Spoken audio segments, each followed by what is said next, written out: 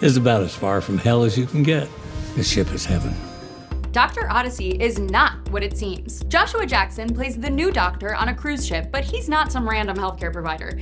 He was COVID patient zero. Against all odds, and despite being patient zero, I lived.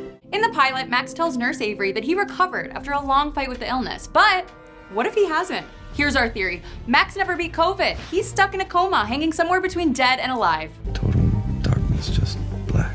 The Odyssey is heaven beckoning him to cross over to the other side. The ship doesn't actually exist. And no, we're not crazy, because I shared our theory with Joshua Jackson himself. He told me he loved it, but then he said, quote, "I cannot tell you what goes on inside the mind of Ryan Murphy." But we also had a similar theory operating on set. And I bet they did, because there's just too much evidence. How else do you explain the show's sparkly aura, which Joshua also told us about? The word that he first used with me was sparkle. How else could it make sense for a vessel of this size to employ only 3 medical professionals? How else do you explain the nonsensical whimsy of it all? How the crew is treating a man for eating too much shrimp one minute and then partying on a beach the next, leaving the Odyssey's guests to fend for themselves? The answer? Because it's not real.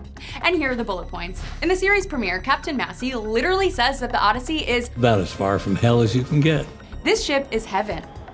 Not to mention, the actual definition of Odyssey is an intellectual or spiritual wandering or quest, which may suggest that Max is voyaging through his own consciousness. Plus, remember when Max tells Avery I refused to sleep because I was afraid I wasn't going to wake up. He said he experienced total darkness. It's just black. But he knew that he wasn't dead because dead people don't pray.